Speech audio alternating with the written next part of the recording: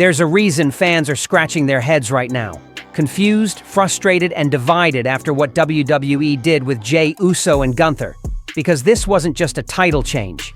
It was a message, loud and clear, from WWE creative and management that no matter how much fans chant, tweet, or rally behind someone like Jey Uso, the real plans, the business strategies, the international expansions, and brand partnerships will always outweigh organic momentum. And the way this all played out is evidence that WWE had every intention of pulling Jey Uso back down just as fast as they elevated him. Because let's go back just a few months. WrestleMania season. The air was electric. The crowd was behind Jey like never before. A man who had been living in the shadows of the bloodline finally breaking out on his own, defeating Gunther in a way that shocked the WWE universe, making history, disrupting the Ring General's legendary Intercontinental title reign, and symbolizing that sometimes passion and perseverance could overcome precision and power. But what came after that moment was a cold reset, not a follow-up, not a celebration, and certainly not a push. Instead, WWE let the momentum cool, gave Jey almost no meaningful promo time, no follow-up storylines, no defenses, and then placed him in a rematch that was always going to be about redemption, not for Jey, but for Gunther, because that's who WWE is betting on, that's who they've invested in long-term, and that's who fits their vision of what a dominant champion should look like on posters, at press conferences, in international press junkets, and that's what it comes down to. Optics, planning, and market control. Jey's story was emotional, Gunther's story is strategic, and WWE has always shown more loyalty to strategy than to emotion. And let's not pretend we didn't see this playbook before, because this is the same thing they did with Kofi Kingston, Sami Zayn, Cesaro, Dolph Ziggler, and even Becky Lynch at certain moments. It's the underdog pop then drop formula, where a fan favorite gets a massive pop, a big win, and then instead of being pushed as the next top guy or girl, they're quietly sidelined, made to look beatable, then used to put over the company's preferred face of the brand. And in this case, Gunther is the face they've chosen to carry forward, not just because he's dominant, not just because he's great in the ring, because let's be honest, both men are incredible workers, but because he fits the business plan, because he's marketable across Europe, because his stoic presence, his devastating moveset, and his cold demeanor match the kind of larger-than-life figure that networks and corporate partners think of when they hear WWE superstar.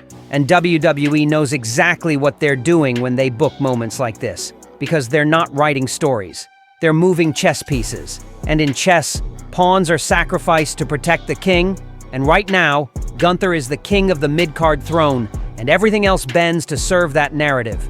And let's talk about how calculated this rematch was. No build, no emotional stakes, just a sudden announcement, and then the match is over before it even felt like it began. With Gunther standing tall, Jey lying flat, and fans wondering what the hell just happened. And the answer is simple. WWE happened. Because this wasn't about storytelling, it was about restoring order, restoring the hierarchy, and re-establishing Gunther as the unstoppable force they want in every promo package from now until WrestleMania 41. And it's not just about titles either, it's about positioning.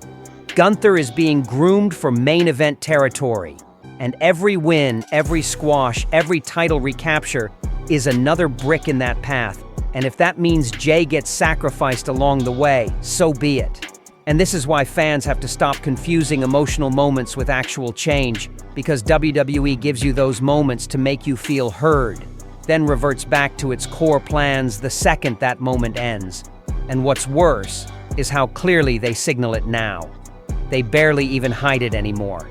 And the match booking proved that, with Jey getting almost no offense, no dramatic near falls, just a fast descent into another Gunther classic. And if you think this was just about wrestling quality, think again. This was a power play, a branding reset, and a corporate alignment move. And that's why it hurts. Not just for Jey fans, but for fans who want to believe that work ethic and fan support can still mean something. Because when someone like Jey Uso, who's shown more growth, more passion, and more range over the last 2 years than almost anyone, gets dumped like this, it's not just disappointing, it's discouraging.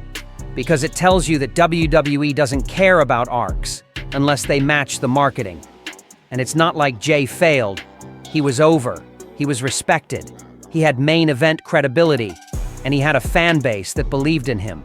But none of that was enough to outweigh the Gunther plan, the big man dominance roadmap, and the cross-brand appeal strategy.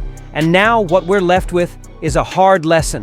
WWE will always do what serves their bottom line, their strategic partners, and their future main event scene. And if Jey Uso doesn't fit into that perfectly, then he's a chapter, not a book. And Gunther's second run will now be presented as even more dominant, even more iconic, because they'll say, look, he lost once, but came back even stronger.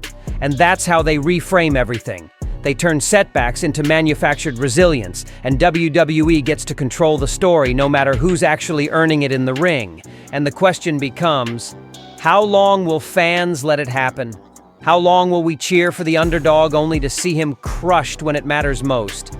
And how long will WWE get away with dressing up calculated business pivots as shocking twists, when in reality they were mapped out from day one, because this wasn't just a pivot. It was a plan, cold, calculated, and completely intentional. And how long will WWE get away with dressing up calculated business pivots as shocking twists, when in reality they were mapped out from day one, because this wasn't just a pivot, it was a plan, cold, calculated, and completely intentional. And it's not like WWE doesn't know what they're doing. They are very aware of fan backlash, very aware that people notice these patterns, but they also know most viewers will move on, accept the next story, buy the next ticket. And that's why they continue pushing these narratives that serve their long-term media goals more than their actual audience. And in Gunther's case, the plan is crystal clear. He's being positioned for that inevitable face-off with someone like Cody, Seth, or even Roman down the road. Because WWE wants a brutal, disciplined, hard-hitting machine they can brand as an unstoppable main eventer. And right now, Jey Uso simply doesn't fit that mold in their eyes. No matter how much he's earned it, no matter how much the fans love him. And that's what stings the most. Because this wasn't just about losing a title. This was about WWE pulling the rug out from under a character arc we were all emotionally invested in, and once again replacing it with a corporate chess piece, a safe bet, a boardroom-approved face of dominance, and the silence around Jey after the loss speaks volumes. No post-match promo, no fallout, no confrontation, just silence, like he was never meant to be more than a detour in Gunther's resume. And if you listen closely, you can hear the pattern repeating, because WWE has always flirted with risk, but married safety. And this is them retreating to their comfort zone, building around a talent that checks every box they care about on paper, not necessarily in the hearts of the audience. And we get it. This is a business. But when the business starts burying moments that feel real, stories that feel earned, and wrestlers that fans truly connect with, it becomes harder and harder to stay emotionally invested. And maybe that's the point. To make fans numb to the cycle so we just accept whatever comes next. But some of us won't forget. Some of us will remember how real that pop felt when Jey won. How many people saw themselves in his struggle. How rare it is to see someone climb from tag team sidekick to solo warrior and actually get that defining moment. Only for WWE to erase it weeks later, like it was a mistake they couldn't wait to fix. This isn't just about titles. This is about trust. And WWE just told every fan who believed in Jey Uso that their trust didn't matter. Only the machine does.